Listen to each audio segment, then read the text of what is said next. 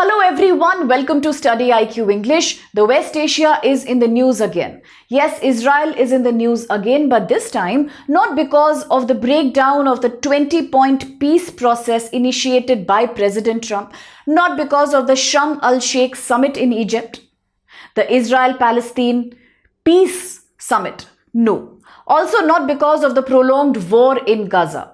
Not because recently the Indian government said that there is no way we can improve and enhance development of the IMEC, India, Middle Eastern Europe Economic Corridor. All these projects will not see the light of the day properly until there is some lasting peace in West Asia, but we all know that is not happening anytime soon. But today Israel is not in the news for that reason. It is in the news because India and Israel have signed up a new defense pact. The idea is to facilitate the sharing of advanced technologies as well as co-development of key weapon systems. There must be a lot of criticism coming from other countries that why again is India signing a defense deal with a country that is facing political isolation, ideological isolation by many other nations of the world. But the pact is here, and let's understand for UPSC exam, GS paper 2 international relations as well as GS paper 3 science, technology, defense, that what is the deal all about. So now looking at the deal, yes, India and Israel have signed a new MOU, a memorandum of understanding. The idea is to improve bilateral defense relationship, collaboration, to share advanced defense technology with each other. The agreement took place during the 17th meeting of India-Israel Joint Working Group. The 17th meeting. It happened in Israel and it was based on the idea of defense cooperation. It marks a great step forward when it comes to joint research, joint production, co-production and co-development of advanced military systems. Now let's understand that few months back we were also talking about the Rafale, that it is a great step towards Atmanirbharta in defense. Yes, India seeks to become completely self-sufficient, whether it comes to space technology, whether it comes to defense technology, and whether it's about taking the Rafale technology, whether it's about signing pact with Russian companies to manufacture more advanced aircrafts and drone systems. Today, this pact with Israel is something similar. It is Indian workforce within India that will be a major participant in the deal.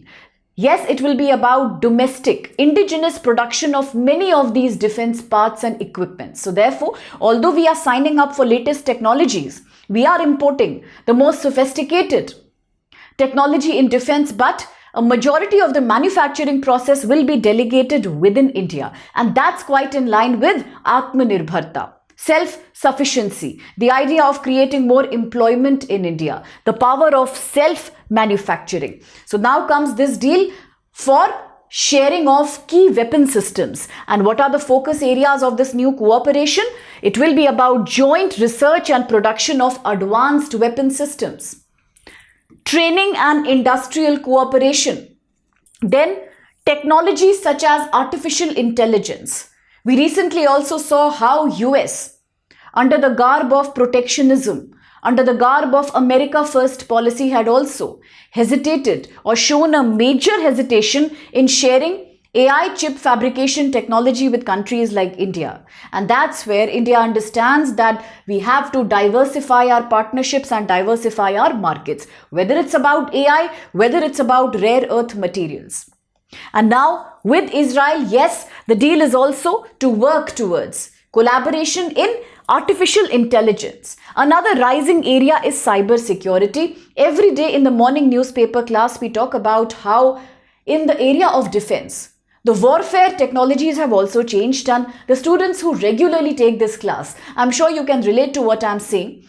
We often discuss how now various countries are trying to adopt the theater warfare technology, the theater warfare, under which it is your Air Force, Navy and military who coordinate operations with each other. The idea is not only the conventional war technology, but also to use latest defense technologies like the drone systems. Working for cyber security, a major area of defense nowadays. So do remember theater warfare. Interoperability. These are the things that we keep discussing as we read the newspaper articles, and this will also be one sector of new India-Israel collaboration. Unmanned systems, for example, the latest drones and electronic warfare. So all these will be the key areas of cooperation.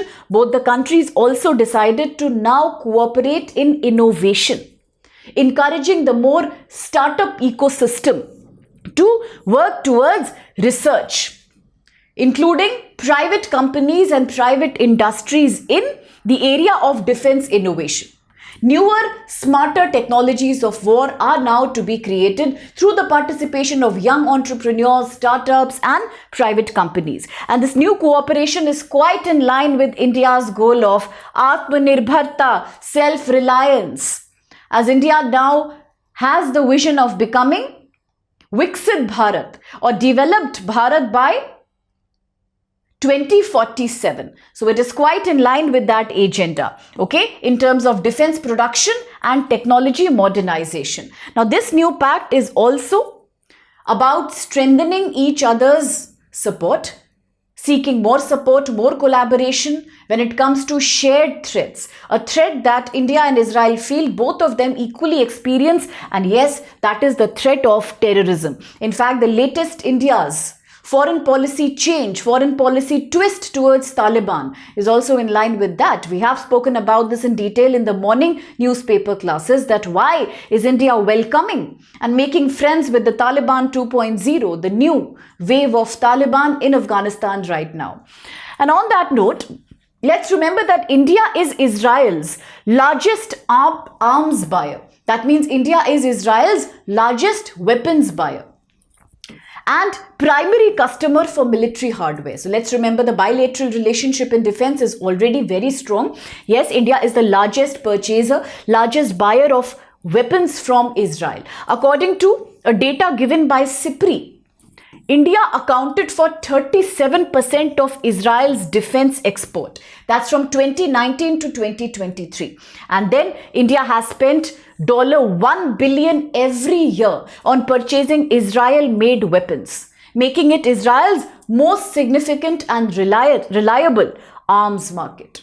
And what are the major areas of purchasing? What all technology has India acquired really? So India has imported advanced Israeli defense equipment such as unmanned aerial vehicles. Yes, we are talking about more sophisticated drones. Heron, the searcher drones, missile systems like the Barak 8, radar and electronic warfare systems, the Tavor assault rifles. So all these are the key areas where India has been importing from Israel. And if you look at in general the bilateral relationship, looking at trade, then a data from financial year 23 to 24 signifies that the trade between India and Israel had reached up to US $6.53 billion. And the good thing is that India experiences a trade surplus here. Now this should also remind you. So remember at StudyIQ, the agenda is to link one current affair with another.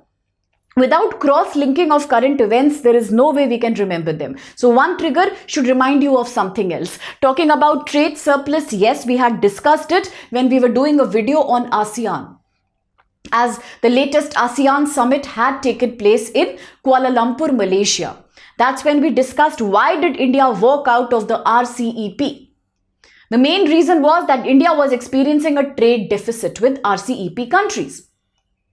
Today, if you talk about trade with Israel, India is experiencing a trade surplus. That is, Indian exports are way more than Indian imports with regards to Israel. In 2025, India exported $194 million. Whereas imports were 153 million. Major items included diamonds, pearls, electronic equipments. So you see, a great trading partnership indeed. To today, the new defense pact. Now, how exactly is this move viewed by other countries like EU, like Russia, like China? That is yet to be seen, and we are gearing up for that. In the meantime, a quick practice question with reference to 17th meeting of India-Israel Joint Working Group recently in Israel. Look at the following statements. 1. The memorandum of understanding that was signed during the meeting aims to enhance co-development and co-production of defense technologies between the countries. 2. Areas of cooperation will be artificial intelligence, cyber security, and industrial collaboration in defense. And 3. The joint working group meeting took place in New Delhi and was co-chaired by India's defense and Israeli defense minister. Which of these statements do you think is or are valid? And now, before we end, you can post me with your answers or any other viewpoint that you have, of course, non-political and UPSC relevant. Now, here's a quick reminder about the D-Day. That is, 18th November is when we are beginning batches for UPSC 2027 target year and 2028 target year. These could be an excellent opportunities for any aspirant who is aspiring for, say, 2027. Why? Because 1 full year and more of complete access to GS paper 1, 2, 3, 4, CSAT, answer writing, essay writing, current affairs, daily news, 24/7 mentorship, timetable making, time management guidance, question answer practice, PYQ practice, plus major discount on the optional that you choose. All this, imagine all this, the whole UPSC solution capsule coming your way, more than 1 year at 29.99 only. Unbelievable but true. The idea is to allow many more aspirants to fulfill their dreams. The batch begins on 18th November. So in case you are preparing, it's the right time to give that professional edge to your preparation. With a mentor and experienced faculty is there to help you, to support you throughout your exam. From the start of prelims until you end your interview, much before that, 1 full year of hands holding and follow up. So now all that is coming at 29.99. How can you apply for this sale? Just by this code that you can see right here. It is live, SP live. If you type this code, you immediately enroll for this sale. And then your UPSC preparation is your dream, not your tension. It becomes our responsibility, and then you can enjoy studying, explore, and just grow with us there.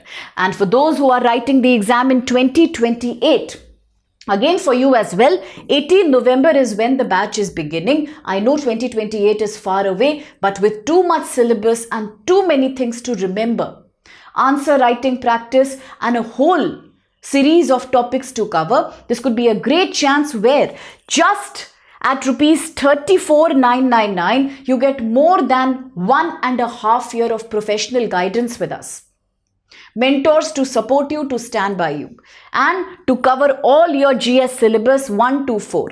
To cover all CSAT, all news, all current affair, every topic regarding UPSC, plus extra practice, guidance, and mock questions, PYQs, explanations. All this coming at 34,999. There is one more thing. Exciting scholarship opportunities could be there. So you can get further discount if you write our tests, and you can get scholarship there. If you choose any optional, we provide you severe, heavy, unbelievable discount on that also, provided you have taken this course with us. And how can you take the course? By using code SPLIVE. SP Live. Use this and enroll for the course now, before 18 November is over. It could be a great opportunity for you. So join the StudyIQ family, sit back and see your UPSC dreams coming true. Thank you so much.